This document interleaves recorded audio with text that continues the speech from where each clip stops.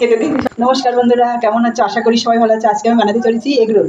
প্রথমে আমি লবণ দিয়ে নেব, ময়দা নিয়েছি, রোল করতে ময়দাই লাগে। সে সবাই একটু সাদা তেল দেবো, ভালো করে একটু করে জল দিয়ে মাখবো। আমার ময়দাটা মাখানো হয়ে গেছে, এবার আমি গুটি কেটে নেব। বড় সাইজ করে রোল বানাবো। গুটি কেটে নিয়েছি প্রত্যেক। এবার ডিমটা ভেঙে নেব। ডিম নিয়েছি, এখানে লবণ দেবো, লঙ্কার গুঁড়ো দেবো, একটু গোলমরিচ দেবো,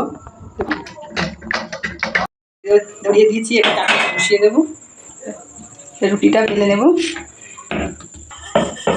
এবার চাটনিতে দিয়ে দেবো,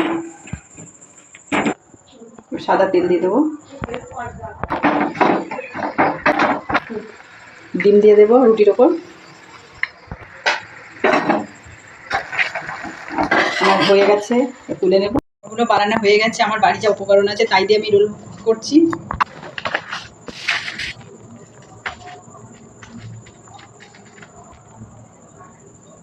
এখানে আমি শসা কুচি দেবো, কুচি দেবো, কাঁচা লঙ্কা কুচি দেবো, বাদাম দেবো, চিলি সস দেবো, রোলের সাইজে মুড়িয়ে নেব। এটা রেডি হয়ে গেছে। রোল বানানো হয়ে গেছে বন্ধুরা, দেখুন দোকানের মতো রোল বানিয়েছি। যদি ভিডিওটি ভালো লাগে তাহলে লাইক, শেয়ার ও সাবস্ক্রাইব করে দেবে আর কমেন্ট করে জানাবে রোল কেমন হয়েছে।